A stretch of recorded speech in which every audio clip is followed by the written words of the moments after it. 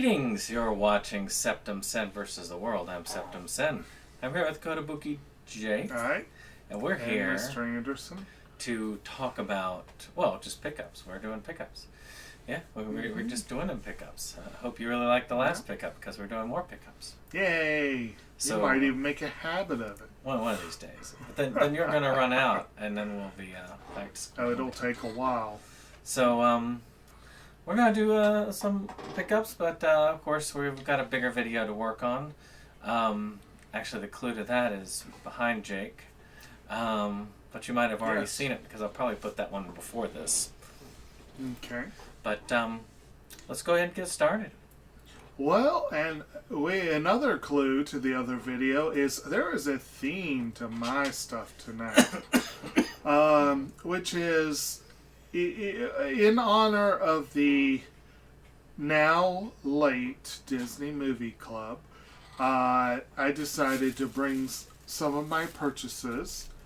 And I'm going to kick off with a pretty big one. This was one I was pretty excited when they announced they were actually going to do a release for it. And they did a steelbook, which made it nice and shiny and pretty. And that is the Marvel video, probably the most, or one of the most acclaimed Marvel productions. I can't words right now. One of the most acclaimed Marvel television productions, which was the Disney Plus series WandaVision, which is a pretty darn good show. They take the two Avengers, Wanda Maximoff and the Vision, and do their idyllic suburban life, one era of television at a time. Like each episode is a different decade of television, which is a really fascinating approach. And I thought they did that really well. And it gave us a good chance to flesh these two out and, get some interesting... Also gave them a chance to bring back Evan Peters' Quicksilver, which was a great version of Quicksilver, but in a weird way. And it's a good solid show. And like I said, when they announced they were actually going to release some of these series on physical media, I was astonished. But had to grab that one. Disney is one of the few that's still flirting a little bit with physical media. Even though they've closed their Disney Movie Club, they're not closing down their production. They're just changing who does it. And I am hoping that they continue on with the Marvel shows. Even though they've been a mixed bag, I'd still like to have the collection. And I still haven't seen Werewolf by Night. So. Which is very good. It's a good yes. one. But, and Sony's taking over the manufacturing from here on out. So we'll see if my voice holds. But I've got an all video game pickup. Woo! I feel like I've got so many of those that have stacked up over the time since we've last done one. I'm just going to keep doing them until we're out of video games. So it's going to still be a while, because right now this is all PlayStation 5. So, the first is Arcade Paradise. Now this was a limited run release. It went through limited run, Wanted Productions. This, I believe, has the first... DLC and the game with it. Now, essentially, this is a game where you are, your father is like, okay, you're a failure, you dropped out of college, so I'll give you one more chance. I'm going to let you run one of my my laundromats.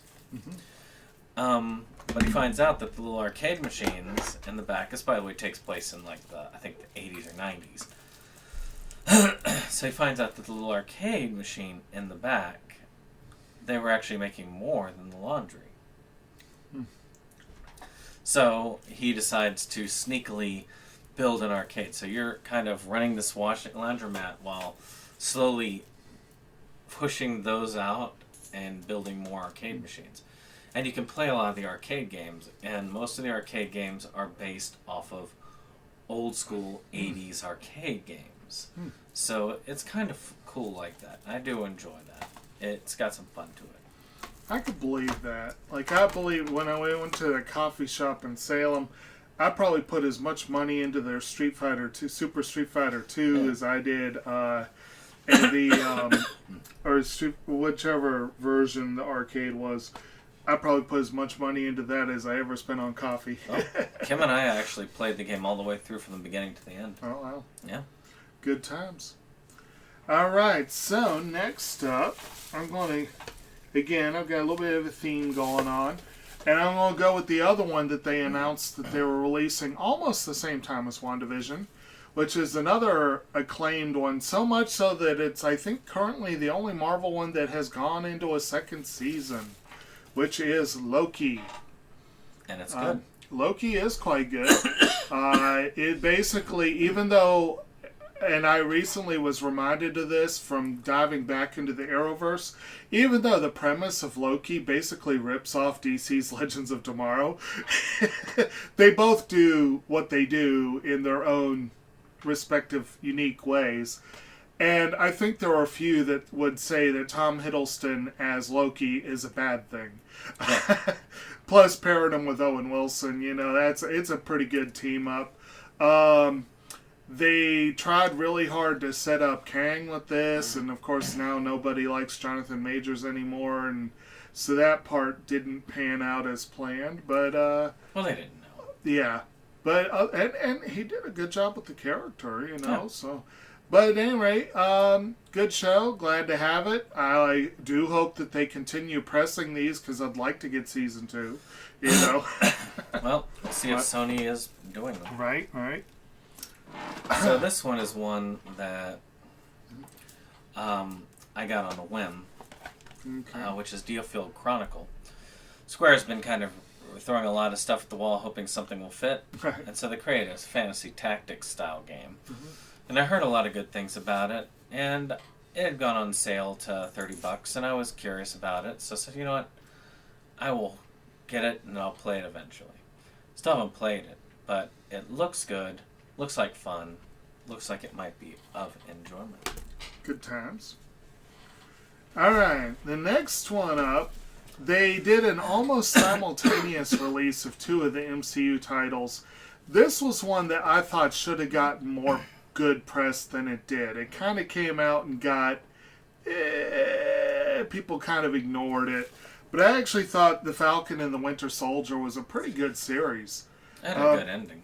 Yeah, they basically paired up Sam Wilson, the Falcon, and erstwhile new Captain America, and of course the Winter Soldier. They make an interesting odd couple pairing who are forced to work with Baron Zemo, the best thing in Civil War, in a very interesting plot against a group of villains that you actually rooted for. Like, one of the cool things about this one was there were no clear bad guys. Yeah. And I actually did like this. I thought it was I thought it got off to an uneven start. It was kind of clunky at the beginning because the 2 of them were in their own separate worlds. But once they brought it all together, it was a good show, and I enjoyed it. And like I said, I was glad when they put that one out on release as well. So this one I beat when it was a free game, and that is Doki Doki Literature Club. Ah. Now this is a I've heard dating things. sim, but it also is a horror game. Literature Club Plus. Yes. So they actually released a pay version of this game, which has a little bit of extra stuff to it. I haven't played the pay version yet, but I wanted to support them because the dev did amazing work. I had a lot of fun with the original version of this, the free version. Mm-hmm. I think it's well worth checking out. If you like dating sims and you like some horror games, I think you'd like this. It's got an interesting twist, and it. One of these days, I'll have Jake do a let's play, because he likes waifu type games, and this is multiple waifus. And that one does have my interest. It looks interesting. multiple waifus. I'm curious about the horror aspect of it, but anyway. So, next up was the one they released with the Falcon and the Winter Soldier. Still an oddball in the MCU pantheon, Moon Knight, which I will admit Oscar Isaac did do a great job with this series. And I actually really, really liked Ethan Hawke's performance in this one. He plays the antagonist, and I think it's one of Hawke's best roles, honestly. But the show, it has not yet been connected to the MCU at large. It's still an odd tuck. But it's a good standalone series, and like I said, I was happy to add it.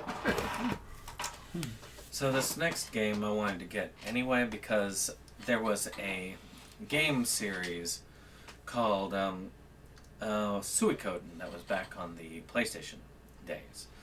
And it was a very good series. I loved it. You collected 100 and some different playable characters that you could use in your army. And you would then use that to try and, get rid of the evil regime, whatever. There are 5 of the games. I've beaten 3 of the games, partially played the 4th game, and then PlayStation 2 went out after that. So I wasn't able to play 5. But this is supposed to be a spiritual successor to those. I've been waiting for this for a long time, so I went ahead and I got a copy. I was a support the creator. I'm hoping to eventually get my Patreon copy, but if they don't send it, that's alright, I've got a copy now. So, it was good to have. I'm looking forward to it. Okay. I'm going to stick for a moment with the theme of Disney purchases and Disney acquisitions of very successful intellectual properties that they just kind of took over the reins for, and people have mixed feelings about that. And it's also a steelbook edition of a series on Disney Plus. But in this case, one I have not seen, even though there is so much press about this one. And everyone knows Baby Yoda. I still have not watched an episode of The Mandalorian. But I had to get season 1. Glad to have it in the collection. I've heard good things. I haven't seen season 2. But, yeah. And did they announce a release for season 2 yet? I can't remember. I don't think they have. I'm sure they will eventually. You don't want to watch season 2 without watching Book of Boba Fett first. Oh, okay. Well, so I need to get hold of that, I guess, or watch it at least. There's so much Star Wars stuff you got to watch to get knowledge on this and that, and then you got to learn. Then you got to watch all of to get the full experience from Mandalorian. Yeah. You have to watch all of the Clone Wars series. Oh, jeez. And then look into Star Wars Rebels and all that stuff. So yeah, there's a lot. There's a reason why I don't get into those that much is because there's so much work you got to get into to really get enjoyment out of it. And I'll admit, that is an issue that a lot of people have with the MCU as well. Although, like I said, Moon Knight's pretty much a standalone. But you just won't get this series if you haven't watched much of the movies, especially Civil War. But with the Star Wars, I was never a Star Wars fanatic. That one's I enjoy them well enough. I've heard so much about this series. Season 1 is the most enjoyable without watching anything else. But I've been told I have to watch a lot of this other stuff to truly understand season 2, and I'm like, lovely. So, what are you doing, Anderson? So I went ahead and I got this as an upgrade to Grand Theft Auto 5 because they did a PS5 upgrade. This came out on PS3 originally. Still looks good, still plays good. It's an awesome game, and they put ray tracing in. It is an addictive game. Great gameplay loop. I am not into the online, though most people are into the online. But I did love the main story. I have beaten it. He's played it. Not very well, but he's played it. Much to his wife's consternation, I have played it.